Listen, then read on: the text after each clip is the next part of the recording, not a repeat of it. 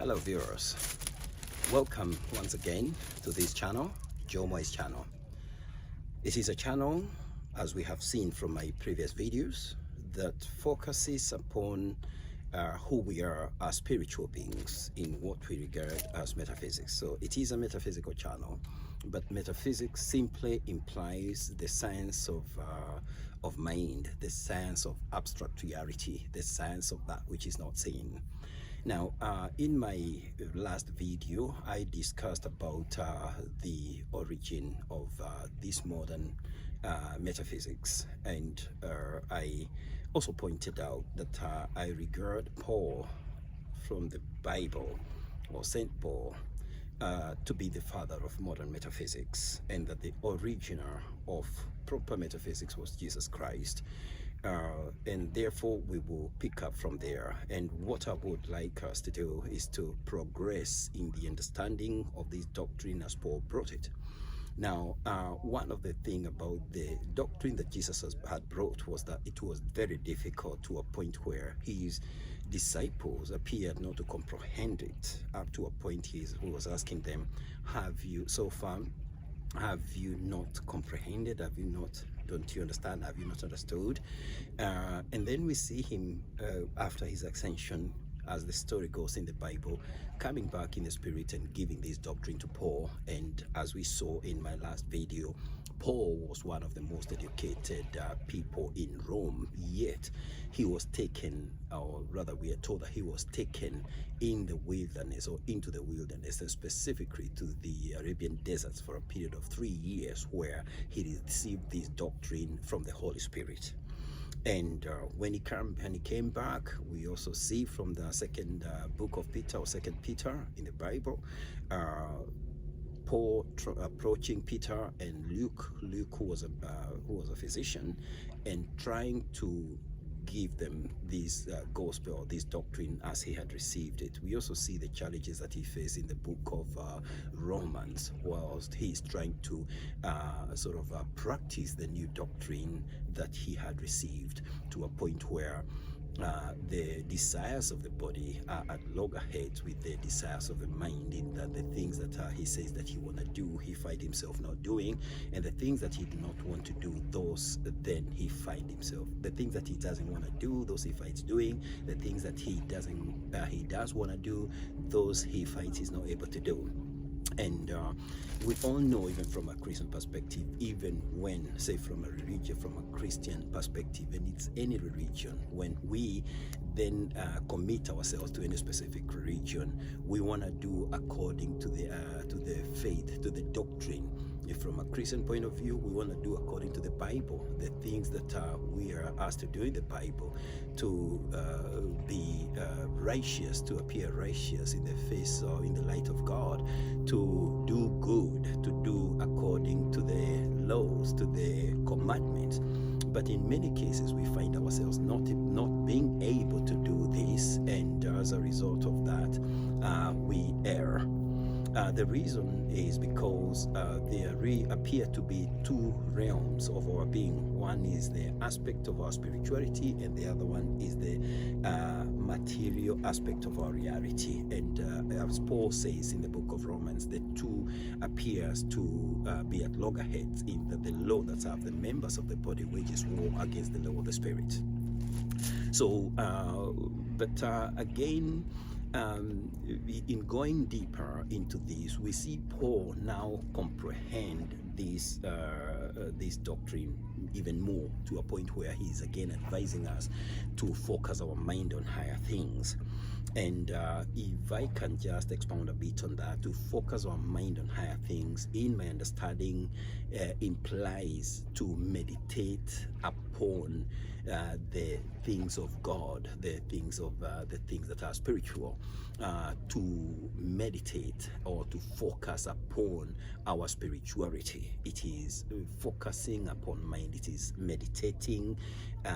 It is meditation in a sense, and meditation is the meditation in my perspective, because I practice meditation, but I practice meditation not by just sitting down and just focusing upon the nostril, or the nostril point of my nose, and meditating into nothingness. No, I meditate upon intelligence, for example, and I focus. And what I would do is that I would focus on the terminology, for example, intelligence, and then from a mind perspective, I would ask myself what intelligence is, and I will go to a point of understanding that intelligence must constitute of all the reality of existence, because it is through intelligence that we are able to process thought. So intelligence is our ability to process thought, and when we process our thought, we are thinking.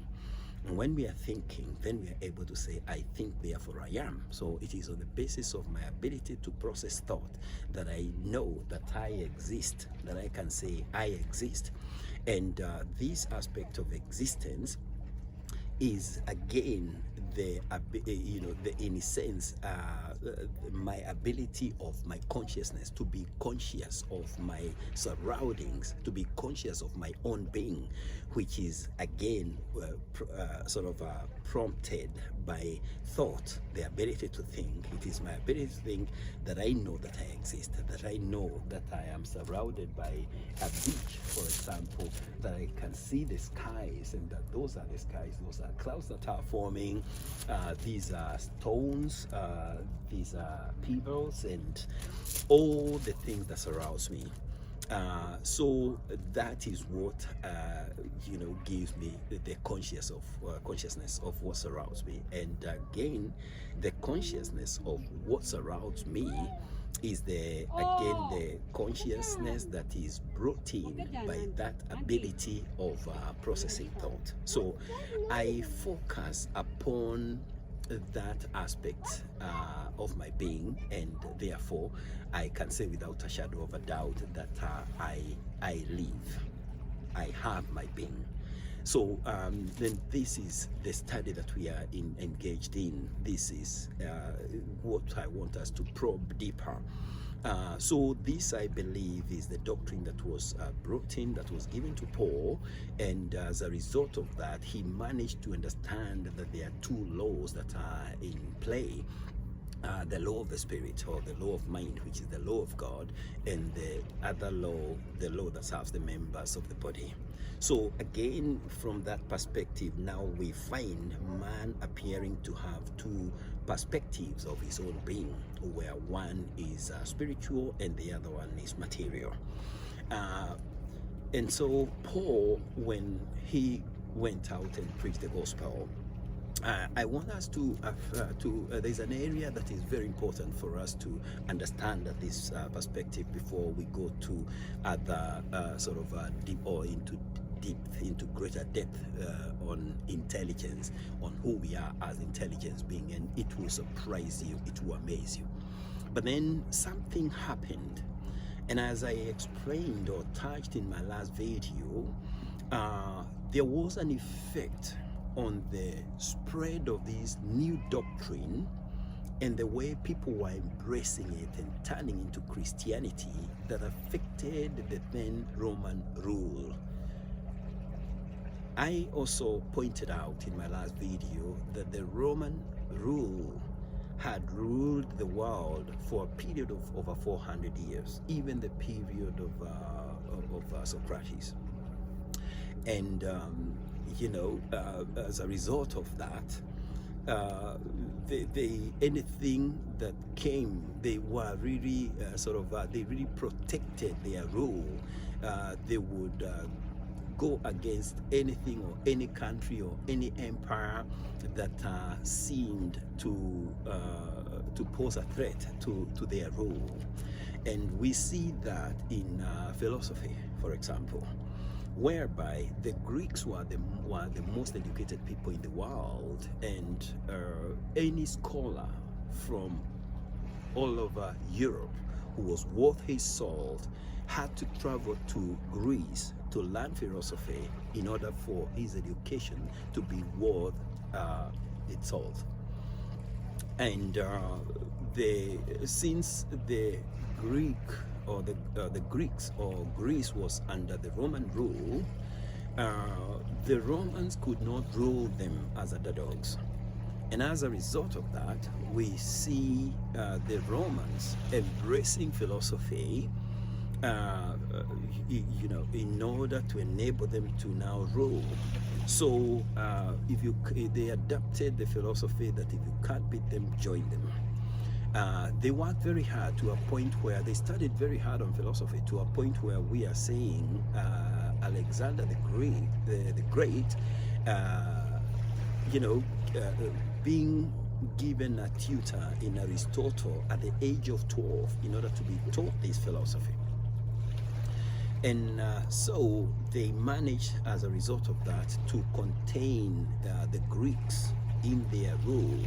But now there has come a new doctrine, and the threat that we have in the new doctrine is what the disciples and the apostles were preaching to the world, whereby they were telling the world that the same person who came and died for the sin of the world and defeated death in 3 days and was seen all over Jerusalem and then ascended into heaven, witnessed by the disciples, had promised that he would come back and he would take his church and will rule his church over a period of 1,000 years.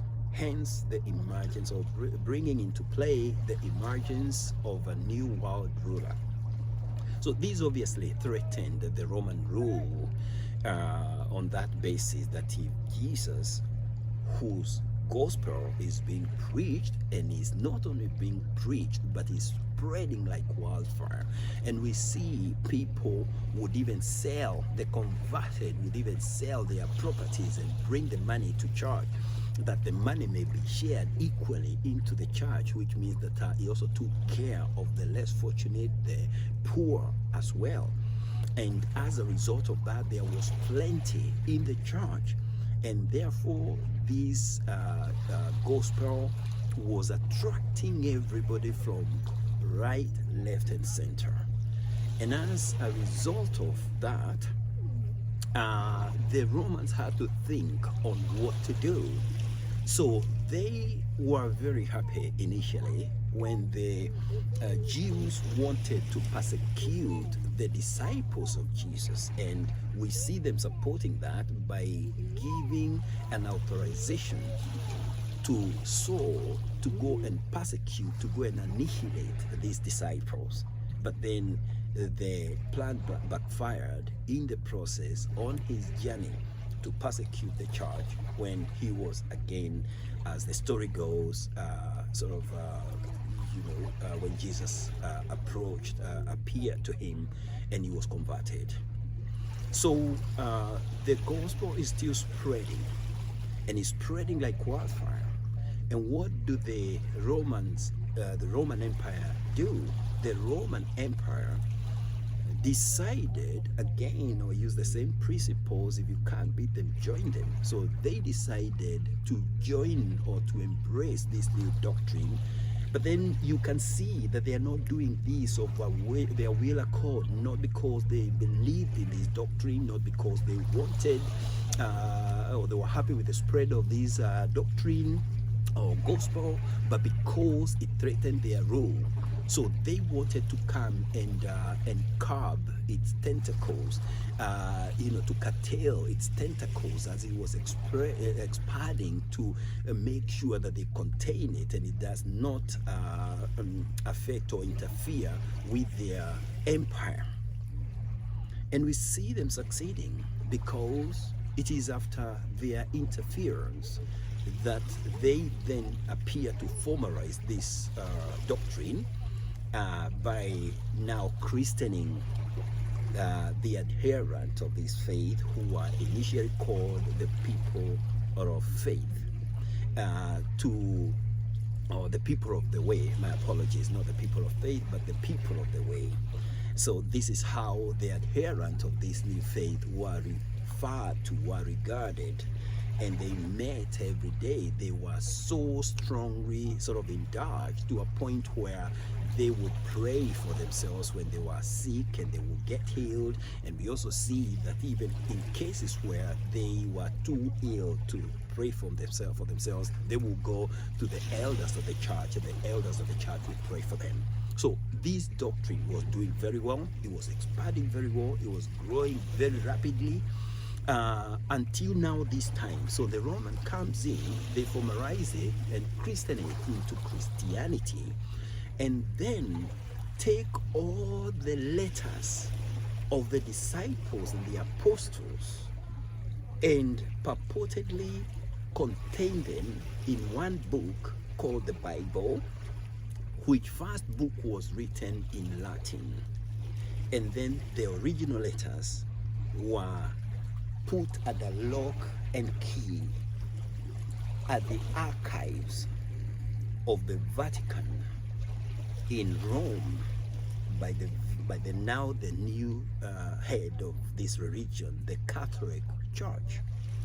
So up to that point, only God knows what the writers of this Bible changed in order for the teachings, the original teachings, not to interfere or to threaten their role, and in order for the people not to do the things that they were doing, for example, the selling of their properties and mass, and bringing the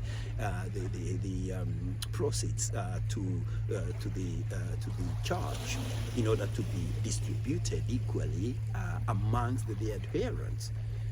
So all those things had implications.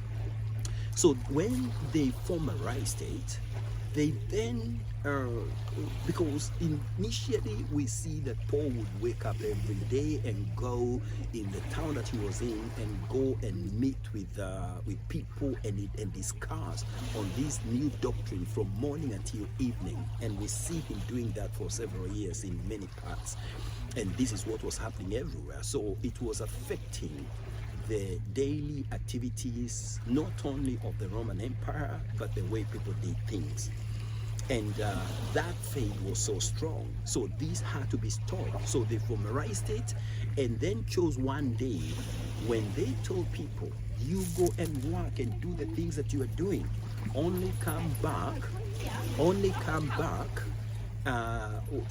one day a week, on a Sunday, and on this Sunday, then you can listen to the teaching. So the beginning of the Sunday services in church, and then something else happened.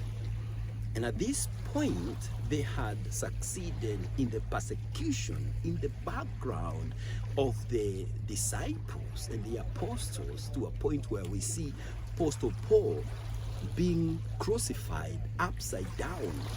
We see Stephen being stoned to death.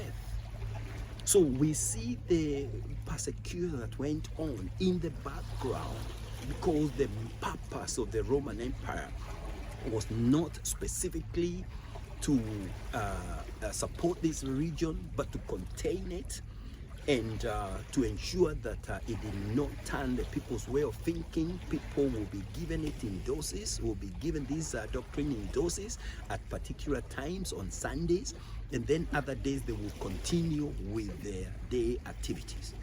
And if you consider this with what had begun with the disciples, you will see the disparity. You will see a disconnect automatically forming. And as a result of that, you will see how it is dissolved, how it is, it is diluted by this new sort of formality. So the Catholic Church, in order again to contain the people and to tell them, hey, hang on a minute, This same person that we were told by the disciple that ascended and is coming back is still coming. Hang on. He is still coming.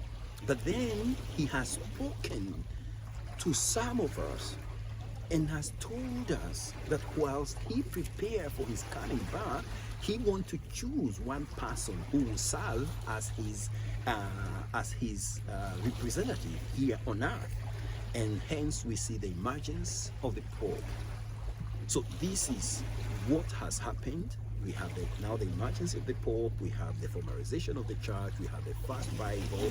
But the point I want to bring out to you, and I will prove this, is that something may have happened while these people were transferring the letters of the disciples and the apostles from their originality into the Bible in a way that would dilute the euphoria that was taking shape, and as a result of that contain their empire.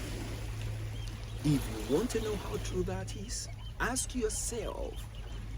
If you Google, you will find that the church leaders have been appealing for time immemorial for the Vatican to release the original letters of the disciples and the apostles, but they have refused. They are at a lock and key. Nobody apart from those in the Vatican has ever seen those original letters. Why would they hide them? Why would they refuse to release them if they are the same ones in the Bible? Why would they refuse to release them? But again, as if that is not enough, if you Google, you will also understand or come to find out that the Bible has been changed around 8 times. That is what is in Google.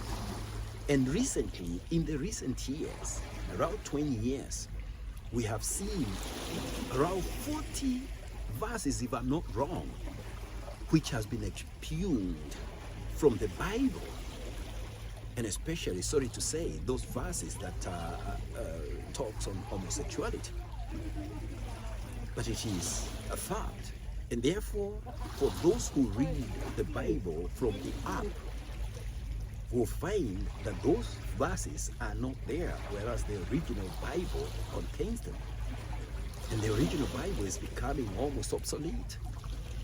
But where is this all coming from? Is it something that Jesus did not see? Is it something that God allowed to happen? But if we go to the teaching of Jesus, there is one of his parables that tend to fit in very well in his wise way of warning of this happening. And this is the parable of the farmer and the workers, where the farmer called upon the workers and gave them seeds of wheat to go and plant them in the field. And as the story goes in the Bible, they go into the field and they planted the seeds, and from morning until evening, which implies that they finished their work. But when they woke up the following morning, as the story goes, they found that bastard wheat has grown amongst the wheat that they planted. And they went back to the farmer and asked him questions. Hey, aren't we the people who planted this wheat? Who is it then that came and planted the bastard wheat? You know what the farmer told them? Very wise man. That the evil one came at night and planted the bastard wheat amongst the wheat. And for those who may not understand what the difference between the bastard wheat and the original wheat is, that whereas the wheat, the original wheat, produces seeds that we now call the wheat, the barley, the bastard wheat does not produce any seed. And therefore it will grow, it looks the same, very similar. They will grow together, it will grow, and it will reach its season for harvesting, but nothing will be harvested. So the farmer told them it's the evil one that came and did that. And they suggested to him, why don't we go and uproot the bastard wheat?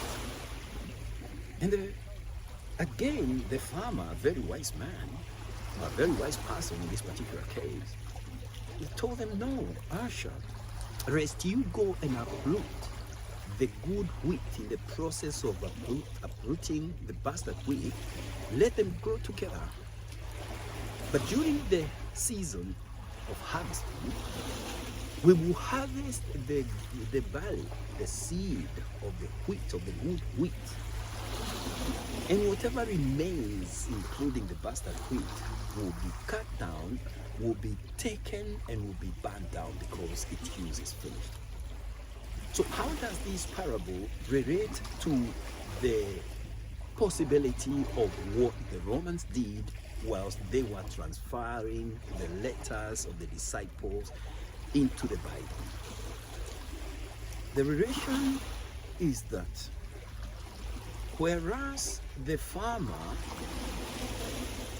implies or may imply God, and the farm, the Bible, and the workers, the prophets, the disciples, the apostles, and the saviors of the world that we read from the Bible, and even those that we do not read of the, do not read from the Bible, are the workers. And the wheat is the word of God. The bastard wheat is the false word.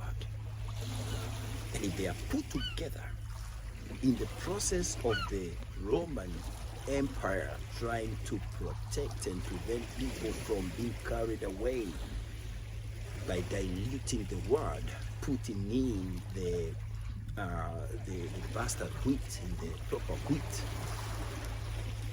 then we see this parable fitting in very well. And whereas the workers wanted to go and uproot the wheat, God is saying, no, leave it as it is. But during its own season, we will uproot the bastard, we will harvest, and the bastard fruit will be burned with the rest of the chaff. And therefore, that would explain even why today a lot of people are not going to church. The word of God does not appear in the Bible, does not appear to have the same power that it had during the first 300 years of Christianity. And I would like you to Google and research and study the first 300 years of Christianity. So, fellow viewers, this will come to the end of this part of our continued insights of Joe Mwai. Until next time, I will continue to urge you, continue to subscribe to this channel, continue to like the channel, continue to share the channel with like-minded people, family, friends, those people whom you would like to listen to this message or these insights that appear to be very far removed from the norm. And continue to listen, because I have more information that are mind-boggling, that will amaze you. But not only amaze you, but will make you a wiser person, that will enable us to answer questions, some questions that are not easily answered today, even by leaders of the region.